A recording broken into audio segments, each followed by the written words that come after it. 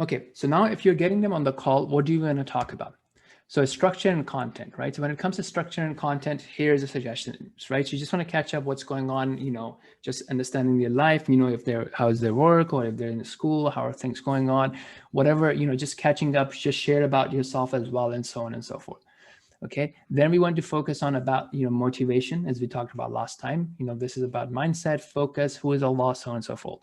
And then we also want to talk about goals and results. Okay, now we'll go into the details of how we actually do that. So remember the 4 pillars, right? Motivation and inspiration, the why. Okay, this is going to be very important.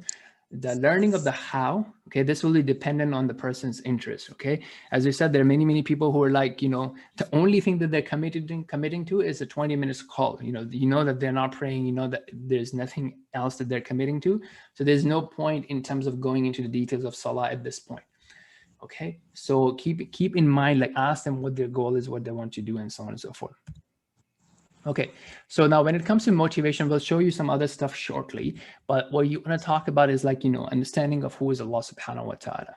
Okay, so then concept of lordship, right? That look, whatever you're chasing in this life, happiness, cars, wealth, health, relationships, is all in the hands of Allah subhanahu wa ta'ala. He is the one who's the creator, he's the one who's the owner, and he's the one who can decide who to give it to, who to take it away from, for whom to protect, for whom to bless, and so on and so forth, right? So this understanding about Allah and our own position of being dependent on Allah is very important. And how we learn that, we'll talk about it in a second, okay?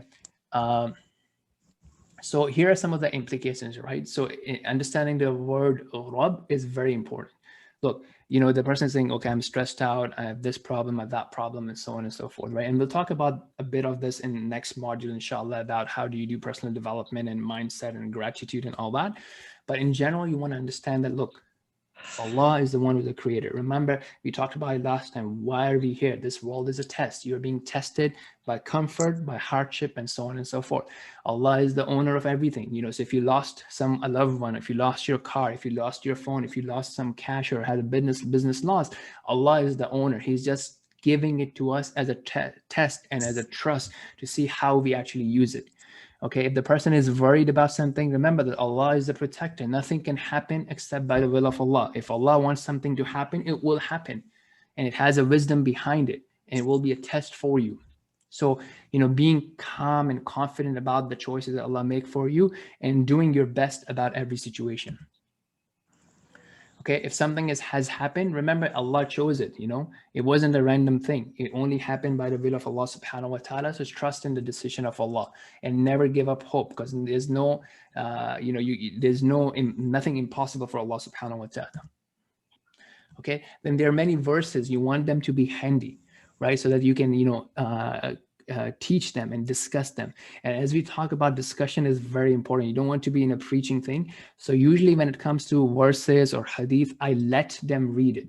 So this verse, I would say, okay, you know what? Let's open chapter 65. Let's take a look at verse 2 and 3. You read it and you tell me what you got from there. Okay, so it's right here, for example. But you want them to be handy and you ask them to read it. So this is going to really have a bigger impact. When they read it, then ask them, what do you think this is telling you? How can you benefit from it? Okay, this is again another beautiful hadith. You want to keep them handy and let them read it. Okay, another one.